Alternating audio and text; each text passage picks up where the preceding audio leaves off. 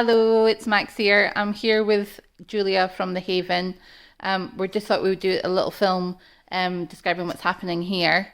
So, Julia, can you tell me what's happening right now around us? So you are in the Haven, in Stonehaven, which is a social enterprise and was operating as a not-for-profit community wellbeing space. And we're currently in the yoga studio, but it's not looking like a yoga studio because we transformed it into a community larder in response to what was happening in our community in the pandemic situation. So, is that the reason why the larder has come about, mainly due to COVID? Yes, it was just about having different ways people could access food in the community at a time where there was like increasing insecurity around food. Okay. Were you inspired by any other initiatives such as this? Or have you seen other initiatives that have taken place that have been quite successful, or was this just your own idea to do this? I think there was lots of other communities surrounding Stonehaven that operated community larders successfully. Number One in Bankery in particular has always been inspiration and role model to the Haven. They operated like a community sort of cafe set up, and they had a small larder as well. So I was definitely inspired by those models. We did have two food banks in our area that were doing parcel delivery services.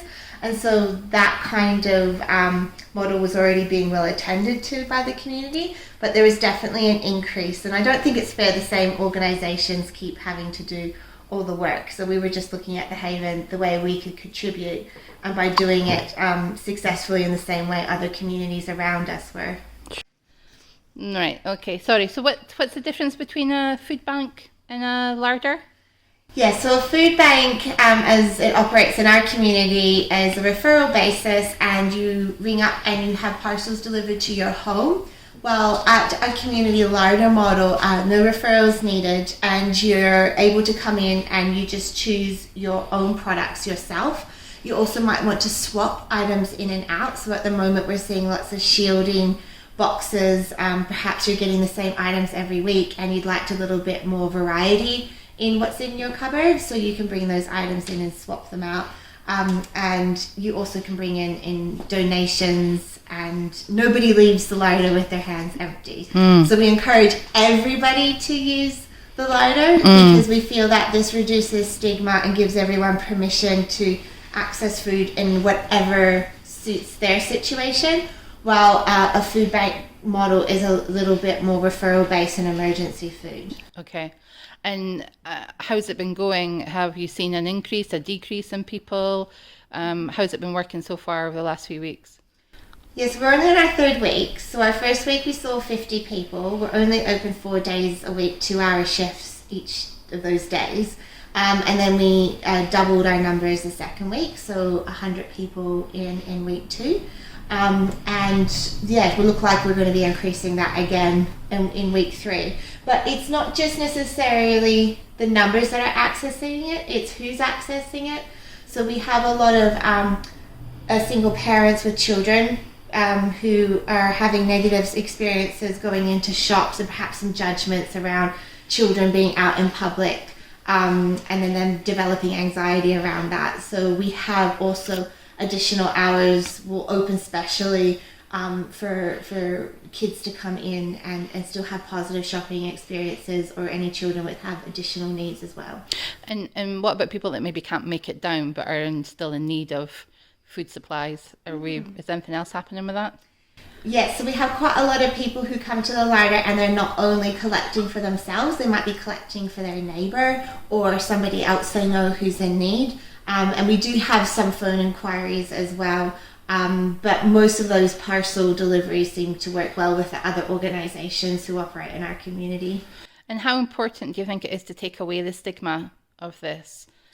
I think it's really important. And I think that's where we've been quite innovative with our community larder model. We really want to make it an inclusive space. That's one of the reasons why we don't have a referral system, because everybody sometimes is in a position to give, and then it's just as important to be open to receiving and not to have any judgment around that. And, you know, we're not all in the same boat, but we're all definitely in the same storm. So this way, everybody can feel welcome coming in here, because we're all just trying to adapt into these situations as it fits for us. And sort of in terms of feedback and how people have felt their experiences once they've been in here, what's the feedback been like? I think my favourite piece of feedback was somebody who came in and said, "Oh, it feels like Christmas." Oh. When they walked out with sort of their bags of food. And this was somebody who had just been alone in isolation for weeks on end with their cats, and limited options, I guess, and a lot of concerns and worries about what the future held for them. And in a time when you don't have much control over anything in your life, then being able to control what food you're able to get access to and what it is that you want to eat becomes increasingly more important. And can we have a walk around? Will we have a wee walk around and see? Absolutely. So I'll just turn you here to, we've got our trolleys. So if you're having to carry lots of bags around, that was one of our Haven helpers, our volunteer suggestion was to get the trolleys. This is our welcome desk where we have children's masks and adult masks that are all made by volunteers in the area. And we have our recipe of the week, which is all the ingredients you can access in the larder. So we've got our mushy pea curry recipe here. And we have our minestrone soup last week, and the plan is to lay out all our recipes as they change. And then this is our donation table. So if you're having any donations, you bring them in. They all get wiped down and put into the larder.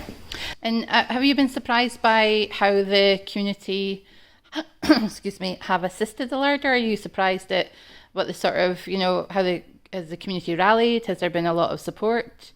Yeah, it's been really heartening, actually, in what has been disheartening times, to see just how everybody can be a bit empowered to give whatever it is that they can give. So it might not always necessarily be food. It could just be that they're collecting their carrier bags and folding them really nicely and giving them to us. Or like we've got some rhubarb over there, so people who have excess rhubarb in their garden, considering donating it to the larder, and local businesses as well. So a lot of local businesses know they're not going to be open for the next couple months, and a lot of their stock's going to go out of date. So this way, it allows them, rather than just throwing it into landfill or just getting rid of it, they can bring it here and other people can access it. Okay, I'm just going to show everybody around here as well. It's so well stocked, and it just feels like a lovely place to walk around as well. So what do you think after we move into the different phases, what do you think will happen for the larder? What do you see will happen? Would you like it to continue, or? Yeah, absolutely. I mean, we would love to have our yoga studio back at some point, but the larder is definitely here to stay. We'll probably move it into our other room, which is the mindfulness room, and we'll just rejig everything around. Although the yoga studio is great to adhere to government guidelines, it's still a little bit larger than we probably would need under normal circumstances. But yeah, no, the larder is here to stay. Oh, that's amazing. Great. Let's have a walk around again. Any final words? I think... Are you surprised yourself at how well it's gone? I think one of the things is how quickly it all came about. Because sometimes people think, oh wow, it took you 2 months from the moment that lockdown hit. And actually it was only 2 weeks. Yeah. Because I didn't have the idea until, I guess like everyone else, I was still processing what was happening. And we're just really lucky because we had the space and we had the Haven helpers, the volunteers, which are mostly like the yoga students.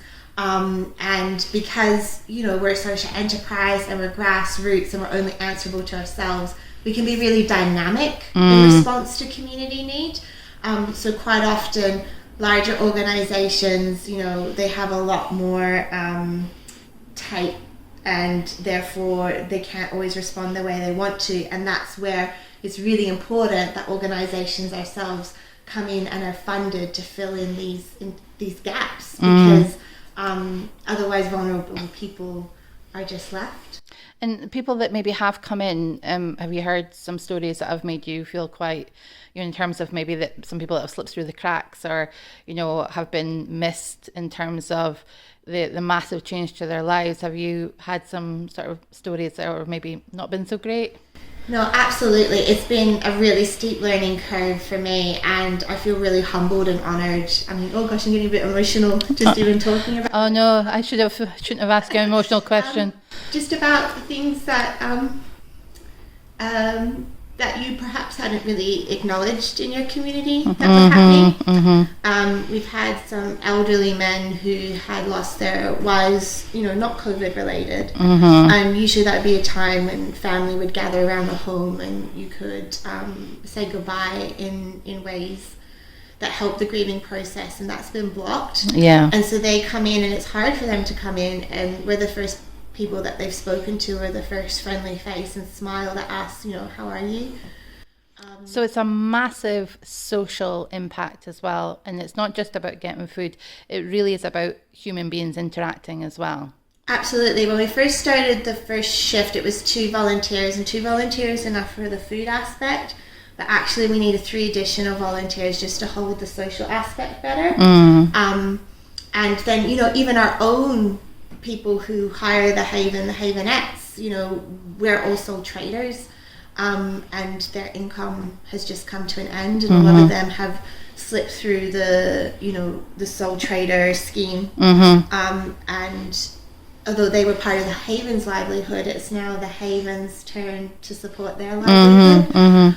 So a lot of that in-house, and a lot of young people. I wasn't expecting the amount of young people to really come in on their knees, and people who are having to care for foster kids. And yeah, it's been an eye opener in town, because the town we live in, it's an affluent town. There's a lot going on. It's a thriving town, but there's still need there as well, and it's really showing in these times as well. In some ways, I think that makes it harder and more of a challenge, because Stonehaven is seen as middle class, so therefore we don't have poverty or food insecurity, and that makes it more of a mountain to climb, and more important that everybody uses it, so nobody feels isolated in coming in. Definitely. Well, thank you very much. Makes me cry, Matt.